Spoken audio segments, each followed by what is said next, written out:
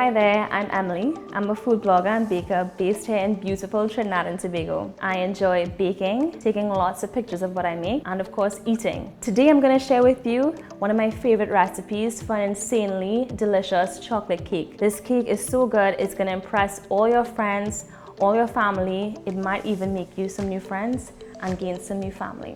So for this recipe, you need 1 3/4 cups of flour, 2 cups of sugar, 3/4 of a cup of cocoa powder, and you need actually to have pure cocoa powder, no substitutes, no hot cocoa mix, just pure cocoa powder.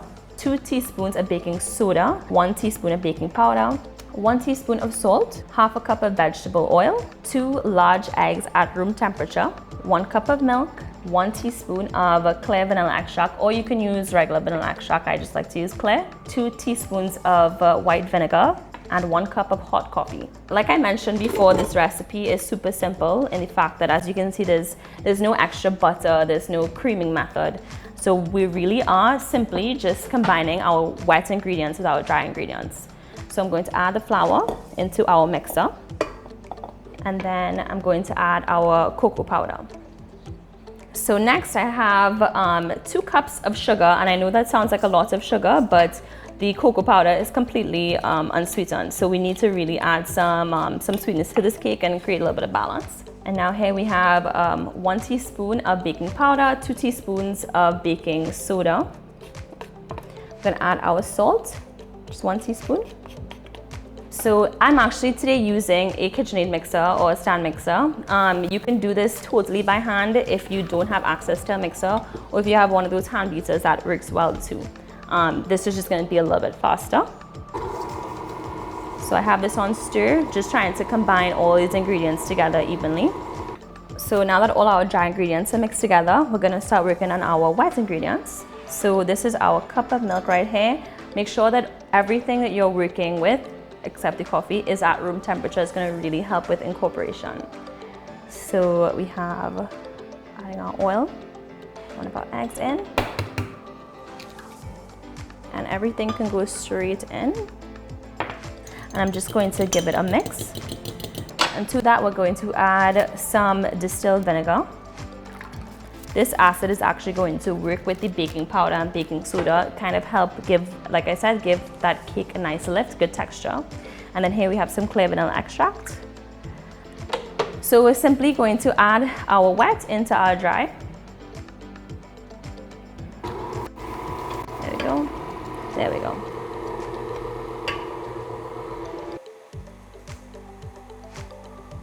So this is pretty well mixed. Now we're seeing the kind of texture we like. I'm just gonna give our bowl a nice scrape to make sure all the egg is incorporated.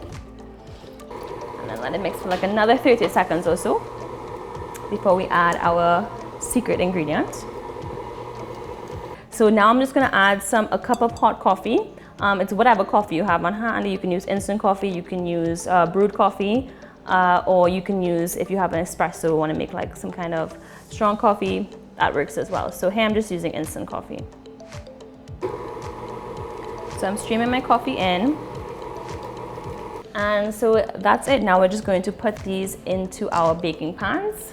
I'm using 3 6-inch baking pans, and I have some wax paper at the base, and I'm gonna add just a bit of baking spray.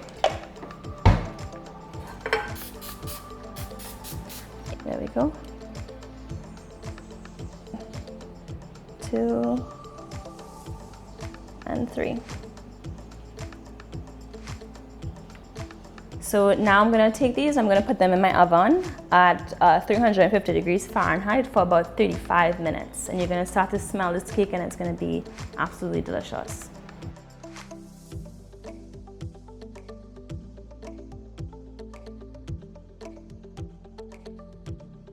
So our cakes have come out the oven. They've cooled down completely. So I just sliced the top off, just so we have a nice surface for layering the cakes. It sounds kind of strange usually you make your frosting while the cake is in the oven, but this frosting we need to make and immediately put on the cake, just so it can hold that nice whipped buttery texture.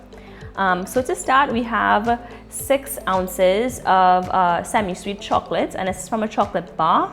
not chocolate chips. Chocolate chips tend to have a stabilizer that would affect the icing negatively. So we're just gonna be using this chopped chocolate bar. And I'm going to gently heat it on a double boiler. So I just have some simmering water in a pot. And I'm just going to move our chocolate around. So now we're going to make our frosting. So here we have our icing sugar, and this is 1 3/4 cup of icing sugar. And we have 6 ounces of butter. We're going to start with the butter. Add this into our mixer. And we're going to beat this on medium-high speed. And we're looking for kind of a paler yellow color. So now we're going to add our egg yolk, and this is just to add some extra richness to our frosting. It's going to be very decadent. So I'm just going to let that beat into our butter. So I'm just going to add in our sifted icing sugar. Icing sugar is a funny thing because it's so light, the actual particles are so light, you have to be really careful when turning on your mixer. So I like to do it once, kind of let it settle. One more time. Let it settle, and then kind of increase the speed. That way you get the ice and sugar into the bowl, no mess. And in the meantime, here I have some, 2 teaspoons of coffee that we're just going to dissolve in some hot water. Once again, like we said, we have coffee in the cake itself, so we need to add some coffee into our frosting. And what the coffee does is it really kind of rounds out that flavor that is in the cocoa powder. It's the contrast in bitter flavors, and it really makes it shine. And I'm going to add our coffee. Increase the speed a bit to medium and just let the coffee beat into the frosting. And if you wanted a coffee frosting rather than a chocolate frosting, you can actually stop here and frost. But we want chocolate, not just coffee today. So now we're going to just to fold our coffee, butter, egg, ice and sugar frosting mixture into our chocolate. Already looking really good. So now we reach arguably the most fun part of the whole chocolate cake making process. We're going to build this cake and frost it. So we have our cakes here ready to go. Like I said, nice and cool, the top's cut off, and we're gonna just put our first layer of frosting. There we go.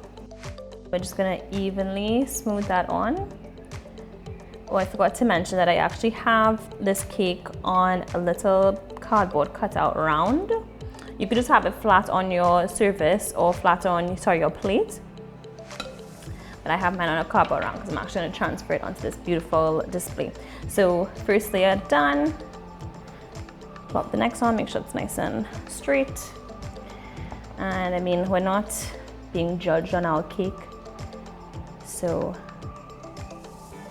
it's more about taste and it looking yummy than any algorithms or geometry and architecture of the cake today.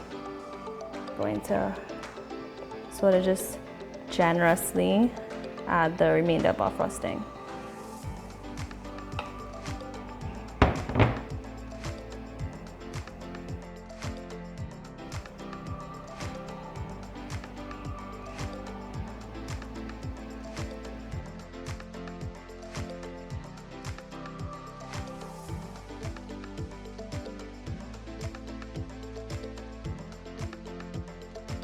Just gonna move this onto my adorable little turquoise cake stand. Okay, make sure everything's nice and flush. And there we go. Just gonna add some chocolate shavings on top, just as garnish. And this part, you can do whatever you want. You can put fruit on top, you can put chocolate, you can put maybe some crushed up cookies, whatever your heart desires, sprinkles if it's a birthday. Anything like that would do. And voila, there you have it. Super simple, foolproof chocolate cake.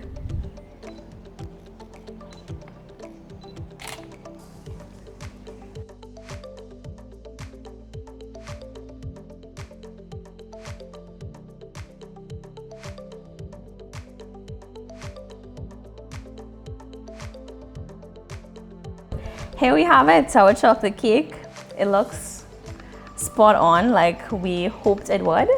Nice and spongy, good texture. Our icing is a nice contrast in color.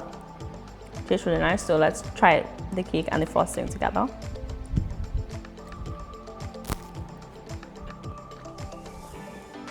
So good always, like no need to buy any sort of cake mix. We used to how simple this is. It really is just wet into dry, a little bit of frosting, delicious, foolproof. So I have one here, I have a slice for my producer, Badawi. We're gonna just relax and eat some chocolate cake now. I don't think I even have to say any more words, and just look at this cake. It's everything you want in a chocolate cake, full of flavor, good moisture, good crumb, it's delicious. So if you were thinking about going and getting that box cake or picking up a cake, I beg you try this recipe.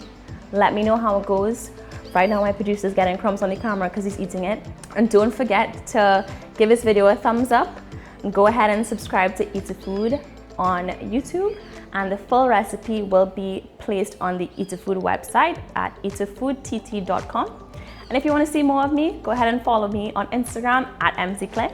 It was so fun having you guys with me in the kitchen. Can't wait to see you next time. Bye.